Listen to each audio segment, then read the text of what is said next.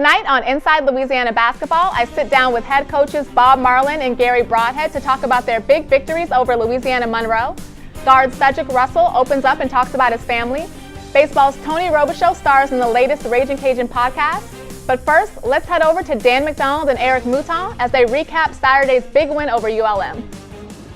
Thanks, Krista, and welcome to the Cajun Dome as Louisiana's Ragin Cajuns with a big Sun Belt Conference victory over the state rival ULM at the Cajun Dome. I'm Dan McDonald along with Eric Mouton. And Eric, a lot of people are going to look at that final score, 83-76, Cajuns win over the Warhawks, and they're going to think offense. But this game, I believe, was won on the defensive end by the defensive effort the Cajuns put up. I couldn't agree more, Dan.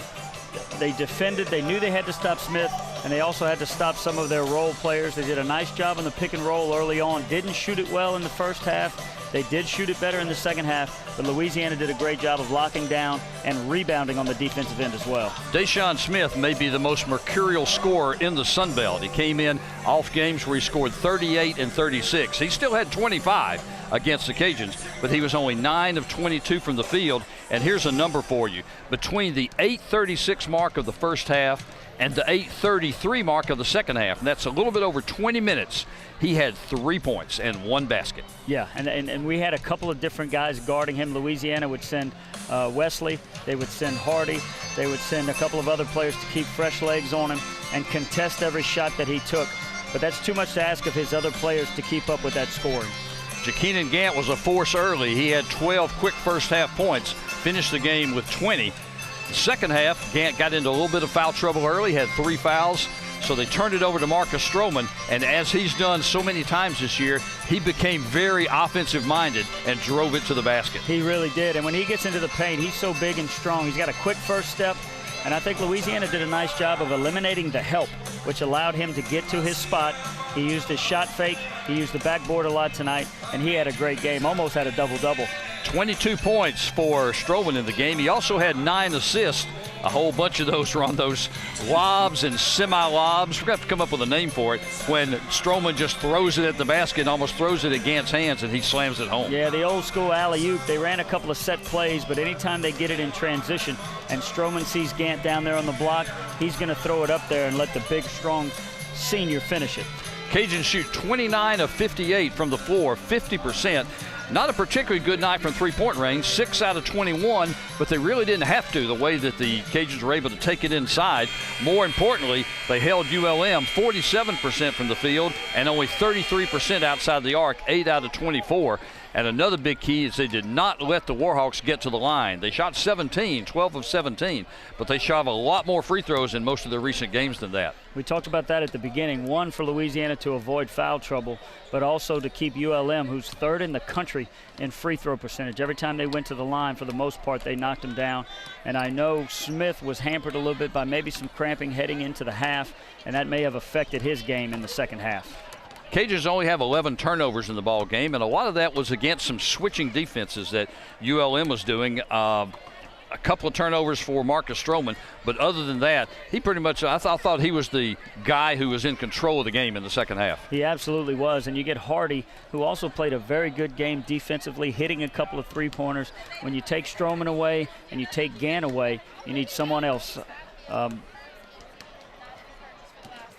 Can't think of it. Davis hit some in the first half, and then Hardy stepped in and hit some in the second half. Hardy had 10 points in the ball game, 4 players for ULM in double figures. Teams pretty much even on the boards. Another big key, Cajuns only had 2 offensive rebounds in the first half. Second half, they get 8, and that is 8 second chances they have. Those extra possessions are huge in a close conference game. When you're at home, you want to protect home court, get those extra possessions, and a lot of times Louisiana made ULM pay for that. You talk about conference games. Both of these teams now 6-6 in conference play, and we're getting down toward the stretch. We have a graphic that says every game matters, and it does at this point in the Sun Belt as the Cajuns fighting for position as they get ready for the Sun Belt tournament. It absolutely does. In a one-bid league, the winner of the tournament is going to go to the big dance, and that's huge for a program in the Sun Belt. So everybody's jockeying for that position to have the best chance to win that conference tournament that'll be finished up in New Orleans. Cajuns get revenge for the earlier 99-95 loss in Monroe. They defeat the Warhawks 83-76, and now they will go on the Texas swing as they'll take on UT Arlington and Texas State. Those two teams right up there at the top of the conference standings. They'll have to do it on the road before they'll get a chance to come back home and try to keep this current home winning streak going. For my partner Eric Mouton, I'm Dan McDonald from the Cajun Dome. Next on Inside Louisiana Basketball, men's head coach Bob Marlin joins me to recap the week and look ahead to upcoming Sun Belt action. If you're happy and you know it's Zydeco. If you're happy and you know it's Zydeco. If you're happy and you know it, then your feet will surely show it. If you're happy and you know it's Zydeco. If you're happy and you know it, mange. If you're happy and you know it, mange. If you're happy and you know it, I think I will help you show it. If you're happy and you know it, mange.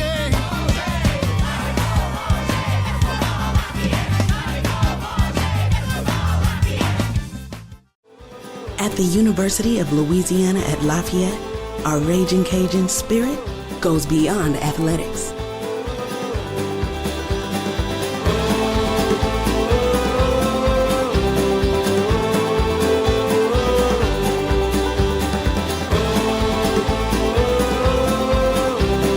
All the ways I fell in love with you, Louisiana.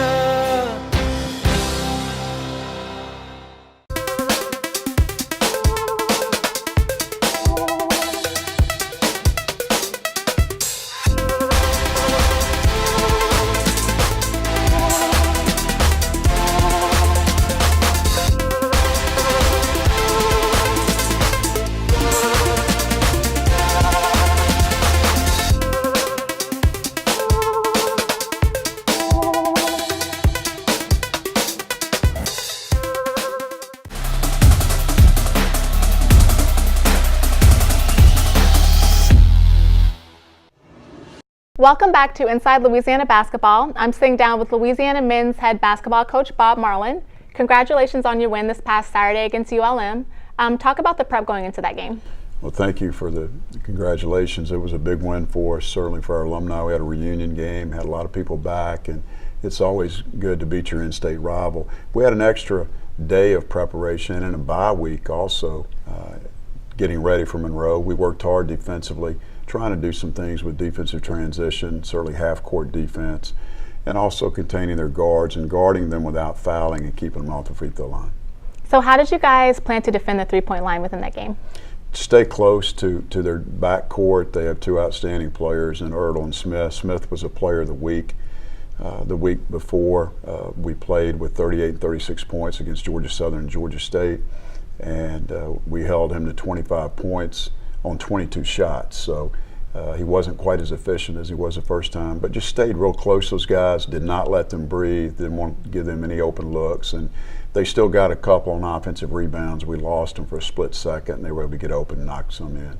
So you guys were up at halftime, so what was the talk like in the locker room to motivate your team to go out and close it at the end? Well, we were encouraged by the way we'd guarded in the first half. We'd really followed the game plan. We made some shots, and just like the Georgia State game and our last home game, we felt good about the way we were playing, and we wanted to build on that. And unfortunately, we came out the second half and didn't defend the way we needed to, but we continued to match them basket for basket and keep a two-possession lead into our second half.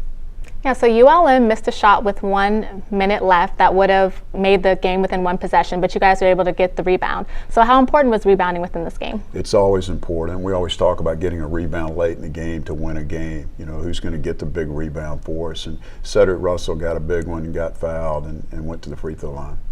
So Marcus Stroman had a great game. He led Louisiana with 22 points. So just talk about him within that game. Well, he was the best guard on the floor. And talking about the two guards that are on Monroe's team, very, very outstanding players. But Marcus was very efficient. He was 8 for 11. He scored 22 points on 11 shots. And we just said Smith scored 25 on 22 shots. So, I mean, that's easy math for a ball coach to figure out that he was very good. And he does other things besides score the ball. He had 9 assists and only 3 turnovers and had a couple of big steals. And Jakeenan had another great game as well. So as the season is ending up with those two seniors, like, what do you think is next for them? Well, each game is a big one for them. They know that their leadership and play is crucial for us down the stretch. They realize their collegiate career is coming to an end, and they want to go out a champion. So they felt like we left some unfinished business on the table last year in the conference tournament, and they're trying to lead their teammates to step up and help us get back to that championship level. So you guys had a great crowd on Saturday. Over 5,000 people attended. Do you think that makes a difference on whether or not how your team plays, or how much of an impact does that have? Absolutely. We've led the league in attendance for 5 years in a row and are on pace to do it again. Our fans are the best. We appreciate Cajun Nation, the season ticket holders, our fan base. Students have been great this year. The band had a reunion game the other night, so we had a lot of people there for the first time.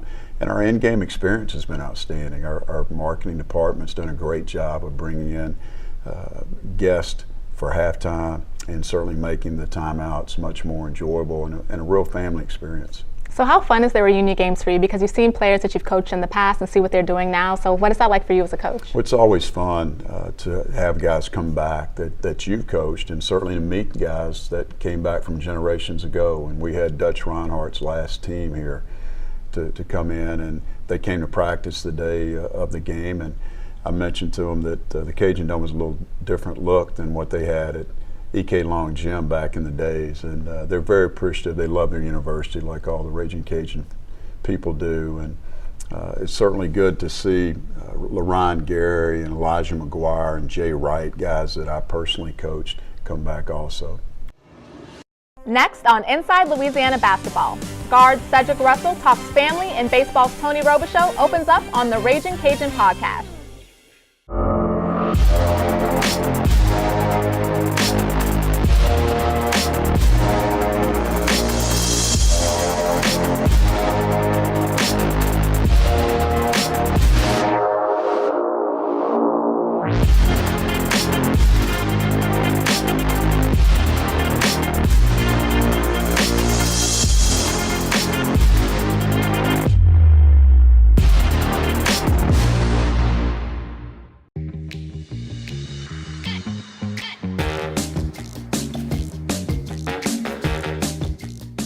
Getting involved on campus, especially as a college student, connects you more with your university, because it's a harder thing to do to make friends and to feel a connection to your university if you just come and go.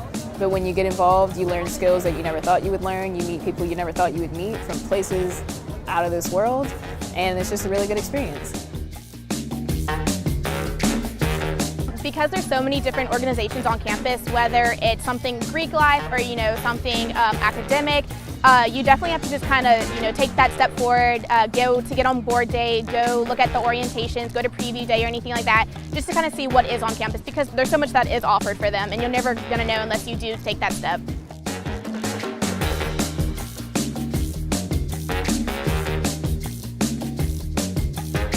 So there's a place for everybody here at UL Lafayette. There's a ton of organizations. Every single organization is very diverse and has different people from all backgrounds.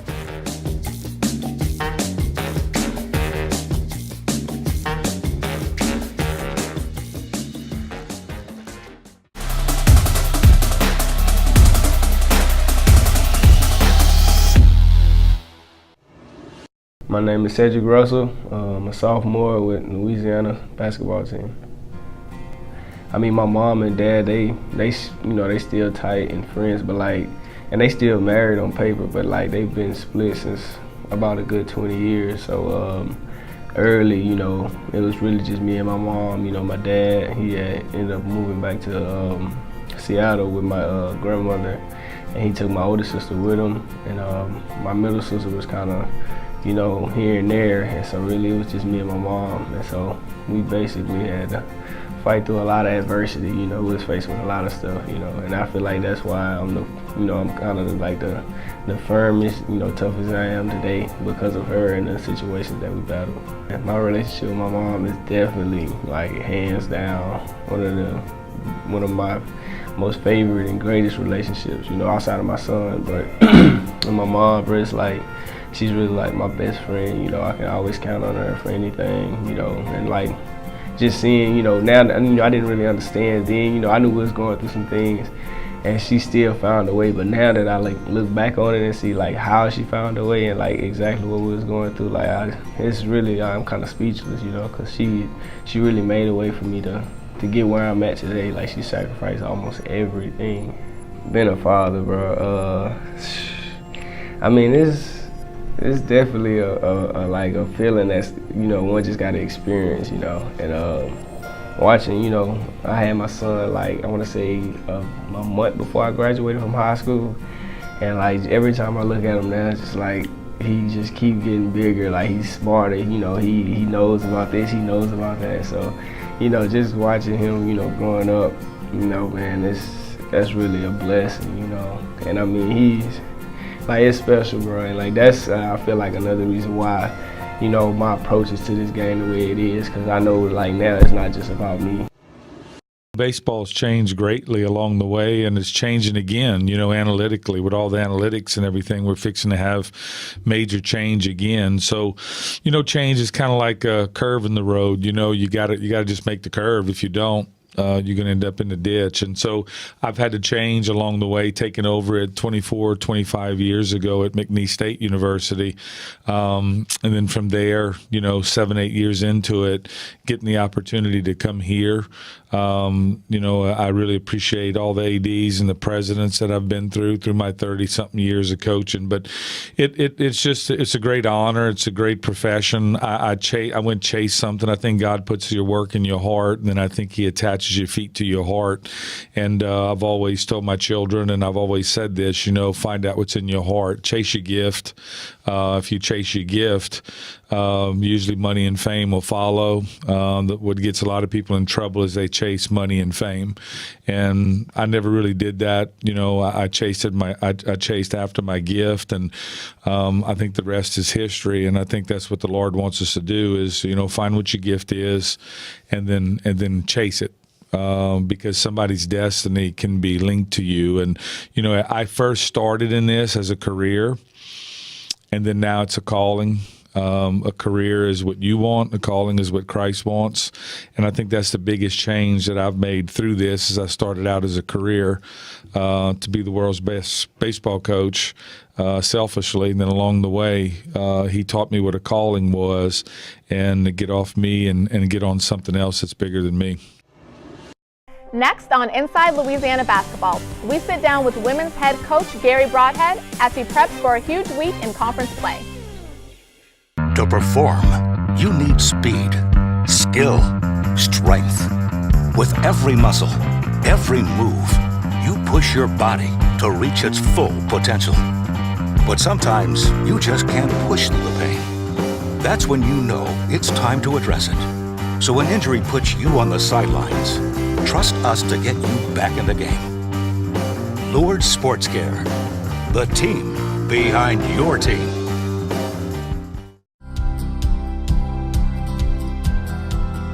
The important traits that comes from this university here are folks that are go-getters, folks that are action-oriented, and folks that make things happen. The skills they learn here are transferable into whatever career path they decide to choose. The friendships that I have made have been everlasting since I graduated. And those bonds are strong, and it's fantastic. And what it all goes back to is that sense of community. So the Association of Future Alumni is a student organization that students can join once they're a sophomore or above. And they basically serve as the ambassadors of the Alumni Association. So they can speak on behalf of the Alumni Association, they can kind of help us with our programming, philanthropic work, as well as public relations activities. We actually have 23 Ragin Cajun alumni chapters, and these are more interest-based and major-based. To come back and see my brick on the Walk of Honor is truly, truly unbelievable. It lets us know that we're not just a number here, that we're part of the community, and then we're enshrined here, for our lifetime. So that makes me proud, happy, and it's a true Ragin Cajun spirit. The Steakhouse Bacon Cheeseburger from Sonic. Crispy bacon, melty cheese, black pepper mayo, and grilled onions. No reservations required. The Steakhouse Burger and Tots for only $4.99. Get them now.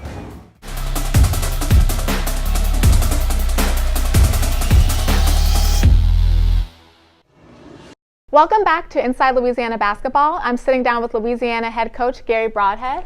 Congratulations on your win this past Saturday against ULM. You guys actually played them about a month ago, and you defeated them again by making more three-pointers, having more rebounds. So how did you plan to replicate that performance? Well, you know, we've been talking about since we've been in conference about making stops. You know, the shooting's going to come and go, but as far as for making stops on the defensive side, and I thought we did a pretty good job, especially to start the first quarter. You know, we talk about every time we make 3 stops, it's a kill for us, and usually we try to get 8 a game, and I think first quarter we ended up with 3, and so we were pretty excited about where we were at in the first quarter.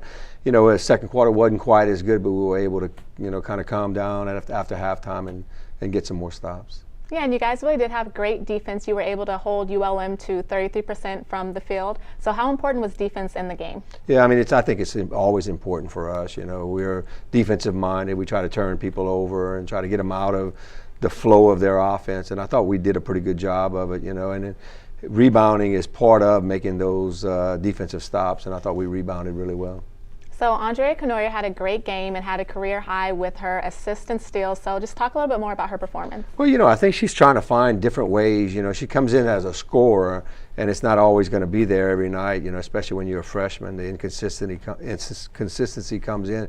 But I thought she found a way on the defensive side. We can see she's getting better. And then, you know, just running the point, you know, feeling more comfortable with her teammates and stuff. And I thought she was able to distribute the ball a little bit better. And she continues to get better every game. So the game was close all throughout, but you guys were really able to dig in the last 5 minutes and get the win. So just elaborate on that. What was going on there? Well, I think we kind of calmed down on the offensive side and slowed down because our defense really kind of sped them up, but we were kind of playing a little bit too fast. And, you know, through a couple of timeouts, we kind of calmed everybody down, and I thought they did a pretty good job of running the offense. And, you know, Ty Doucette was kind of limited on some time, but we were able to get her some touches at the end of the game to help us finish the game strong. Yeah, so tell us about the excitement from the bench because Brandy was able to win the game for you by making the pair of free throws with 5 seconds left. So tell us about the excitement when she made those shots. Yeah, it was really exciting, you know, to be able to have that opportunity because we had to, on the defensive side, we had to make a stop. I think it was 4 or 5 seconds left. They had a shot underneath their goal to take out the ball and run a possession, and we were able to defend it. You know, we made that stop, and then they had to foul to send Brandon to the line. But so I think that was the exciting part, to know that we basically won the game with a stop.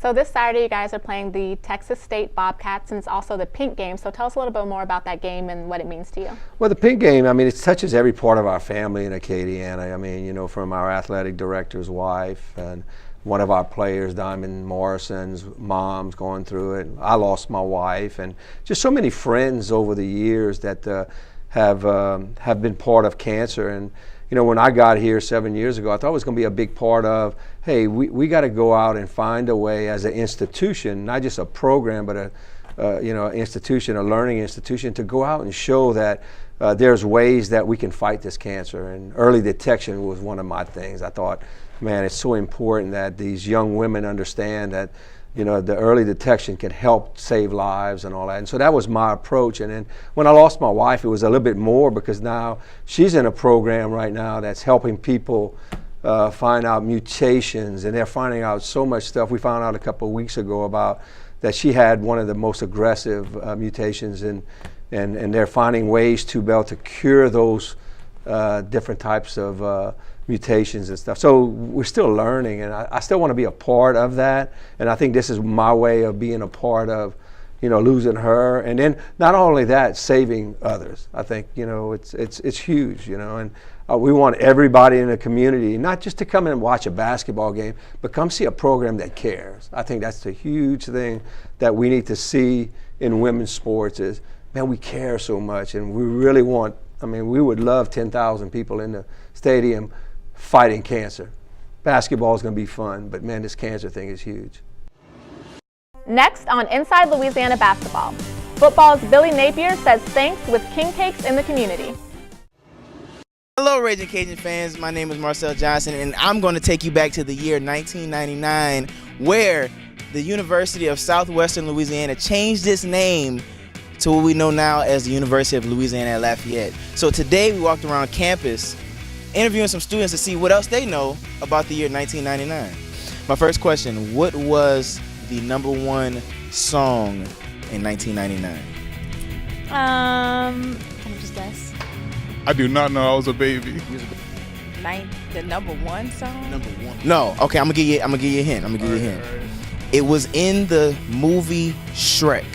Somebody once told me the world was gonna roll me. Somebody once told me that song. She was looking kinda dumb with her finger and her thumb in the shape of an L on her forehead. Get your game on, go play. Hey, all the glitter. Was I right? Yeah, you're perfectly right. What was the number one TV show in 1999? Shrek. Was it a cartoon or live action? Why y'all doing this to me? I don't feel adequate. Oh my God. No. Friends. Yes. That's a great answer. Friends? Yes. Yes. I don't. It's on Netflix now. Friends. Yes. Yes. Friends, girl. I love Friends. Yes. I should have known that. The next question is, what children's TV show premiered on May 1st in 1999? The Teletubbies.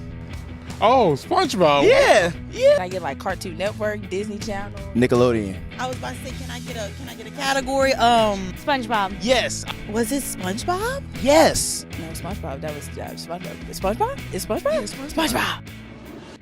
Thanks for watching another episode of Inside Louisiana Basketball. I'll leave you with Billy Napier dropping off king cakes to the community to show his appreciation. I'm head football coach Billy Napier. And I'm Deputy Director of Athletics Nico Yanko. And today we're delivering king cakes across Acadiana. It's so important for us to show our appreciation to those who invest so much into our university and our community. And we want to make sure we're getting outbound and engaging with folks and hearing about the Ragin Cajun pride across our state. Just another chance for myself and on behalf of our staff to say thank you to so many people. You know, just finishing up our first year, a lot of help with our transition. We're excited about the future. It's a chance to give back. I think community is important, and certainly here in Acadiana and Lafayette, it's a big deal. This culture is special and unique. We want people to know how much we appreciate it. How you doing, Billy Napier? It's good to see you. Yeah, good to see you, man. Yeah, great, man. Good. Got a little present for you here today. Dude, that's just what I need for my No doubt, cholesterol. man. Yeah, Not just king cakes, man, but Joe Gambino's, man. Dude, that's awesome. There he is. Awesome, man. What's up, Johnny? Guys. Good to see you, man. Good to see you, Coach. Yeah, man. Look what we got for you, man. Got a little king cake for you, man. Appreciate it. Little Gambino's in the house. How we doing today? I'm great. Is Mo available? Alexis, yes, he Alexis, is. nice to meet you. Thank you. Nobody likes the camera. My man didn't want to make that right-hand turn there. There he is.